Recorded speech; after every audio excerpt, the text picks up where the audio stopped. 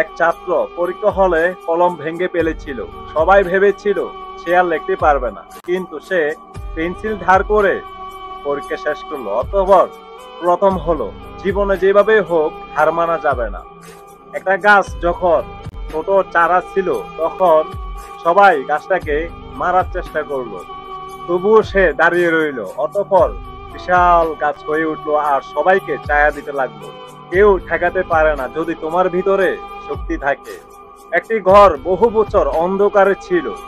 সামান্য একটা মোমবাতি আলোতেই সেই ঘরটা কিছুটা আলোকিত হলো।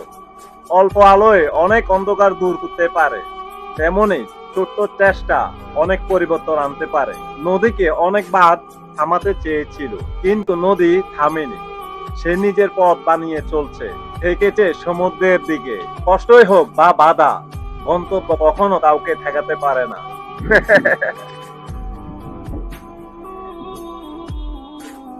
বাবুরে, বেজাল বেজাল লাগতেছে, চোখ মেলতে পারি না। তোকে কিছু পরে নাই, রোদের কারণে চোখ মেলতে পারি না। অনেক বেজাল বেজাল লাগতেছে, দেখি না তো আপনার করে। আপনারা আমার দেখছেন, এটা আমি জানি, আমি তো আপনাদের দেখি না।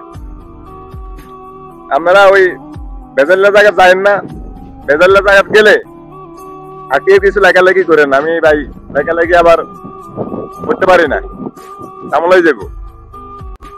ভেজাল ভেজাল সবকিছু ভেজাল ভেজাল লাগে। স্বার্থ ছাড়া কেউ পাশে থাকে না। পৃথিবীতে একজনেই স্বার্থ ছাড়া আপনার পাশে থাকবে, সেটি হলো একমাত্র মা। এটা এটা আজকে খাই ফেলামু, কিভাবে খাই সেটাই দেখবেন। ভাই, এর দাম কত? হ্যাঁ, 1 গ্রাম। আচ্ছা, কোনো খেলা দেখায় আমি খাইতে পারবো? মনে মনে করে এটা নিজে বাজে উড়ি আমার কাছে চলে যাবো, কিছু দেখায় খাইতে পারবো? ওকে গাইস, আপনারা সাক্ষী আছেন। ও বলছে এটা নিজে বাজে আমার হাতে চলে আসলে এটা আমার, আবার খাই ভালামু ইনশাল্লাহ। আপনারা শুধু দোয়া করবেন। তো শুরু হোক।